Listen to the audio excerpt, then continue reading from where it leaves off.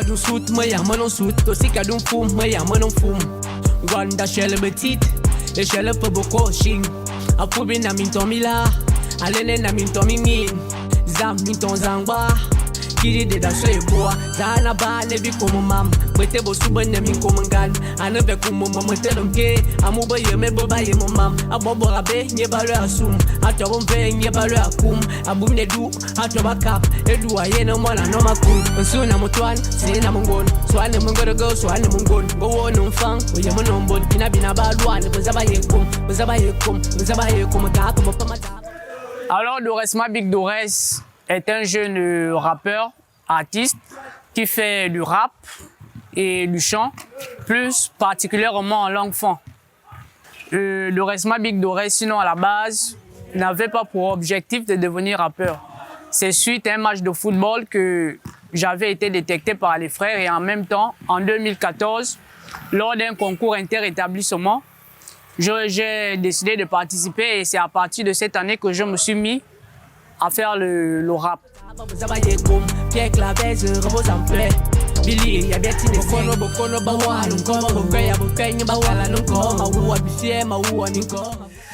La langue funk déjà c'est la culture. Quand on parle de culture, on ne peut pas dissocier la culture et l'identité.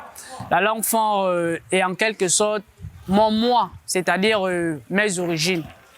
Pour mes ancêtres, je traverse le Nil. C'est Manuel le fait, plus gagner la guerre, plus vaincre la mort. C'est Rochen immortel. Le titre immortel, d'abord, il dérive d'une vête. C'est une musique qui avait été faite à partir des textes vêtes. Et lors d'un challenge de confinement en 2019, j'ai fait un texte et le texte avait pris de l'ampleur sur les réseaux sociaux et du coup, j'ai décidé de le mettre en musique, de faire un morceau là-dessus.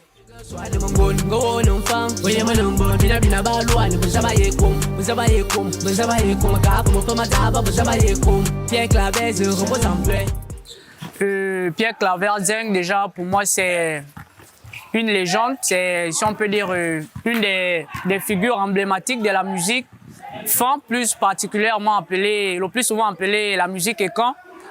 Et c'est un homme qui m'a beaucoup marqué par rapport à sa manière de chanter, disons, en prononçant toujours des paraboles. Et une musique avec des paraboles fait réfléchir. Et c'est dans ce sens-là, même si vous remarquez dans mon titre Immortel, il y a tellement de paraboles, parce qu'à partir des paraboles, ça ramène l'auditeur à bien vouloir comprendre le son. Et pour moi, c'est un des meilleurs artistes africains de tous les temps, PCZ. L'une des citations que j'ai écoutées, par rapport au son de Pierre Claver Zeng, c'est le son Africa, là où il dit que Mbo Misembulu, une manière de dire qu'on est dans un monde où les choses sont en train de se passer, mais tout le monde ne voit pas en fait. Et dans mon texte Immortel, on va également retrouver les noms de 3 personnes en fait. C'est-à-dire Laure Komindo, il y a Ibrahim Do également et Yannick Noah.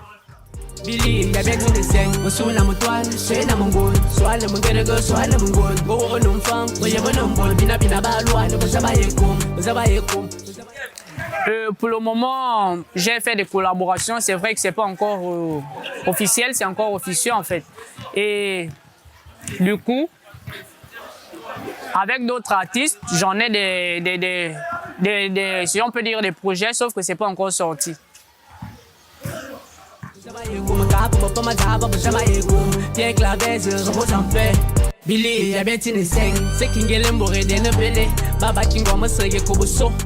Concernant des rappeurs qui me fascinent, il y en a tellement plusieurs. Déjà au niveau du Gabon, il y a Curtis et Sam Kos qui rappent également en langue. Il y a Rodano, il y a des noms comme Rodzeng. Et si on essaie d'aller au-delà des frontières, j'ai beaucoup aimé aussi les rappeurs français tels que MC Solar. Donc c'est en quelque sorte des artistes qui me fascinent assez.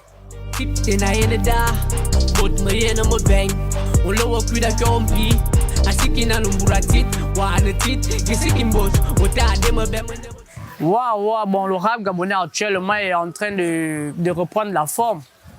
C'est vrai qu'il fut un temps où il était quasiment déjà, si on peut dire, arrêté. Mais à partir de la nouvelle génération, à partir de la musique actuellement, des sons qui sortent, en d'autres termes, à partir de la génération actuelle, le rap gabonais est en train de reprendre sa place. Parce que autrefois, c'était déjà, on faisait déjà partie de l'un des meilleurs, si on peut dire, un rappeur en Afrique centrale, disons en langue francophone. Et actuellement, je crois que le rap gabonais est en train de reprendre sa place. Le niveau est en train de s'élever en fait, c'est ça.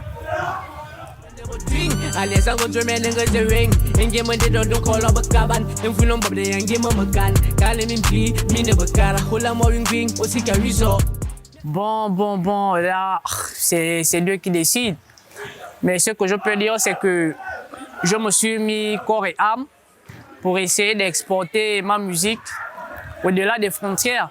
Disons, je ne me vois pas déjà se limiter au niveau du pays, c'est-à-dire au niveau du Gabon.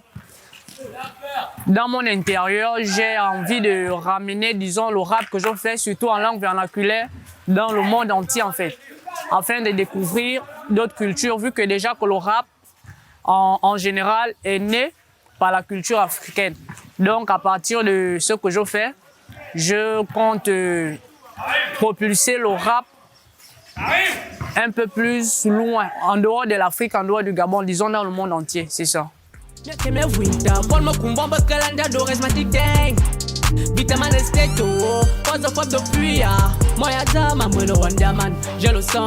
Bon, on va commencer par le collier. Le collier, c'est déjà africain. Si vous remarquez, c'est fait par des matériaux, disons, typiquement africains, c'est-à-dire les pelles en bois. C'est ce que ça représente. Ça représente déjà une, si on peut dire, une identité. Ça montre déjà que je suis d'abord, avant tout, un Africain. Maintenant, concernant la carte, c'est la carte de Wellington et c'est écrit Bitam dessus, G9. C'est une manière de montrer mon origine, d'où je viens en fait, d'où je viens. Donc c'est ça.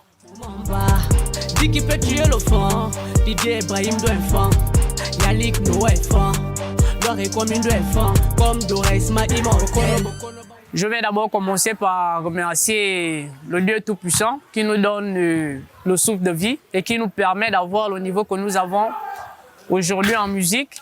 Je tiens également à remercier Dambo Vision pour son initiative et demander à tous ceux qui écoutent ma musique, déjà leur faire une promesse qu'il y a des sons qui arrivent. Et les sons qui vont arriver vont être... Je ferai un effort de faire en sorte que les sons qui vont arriver deviennent un peu plus performants par rapport à ce que j'ai fait autrefois. Et en même temps, je salue à tous mes gars de la Camaillon Gang, je salue tous les Bitamois.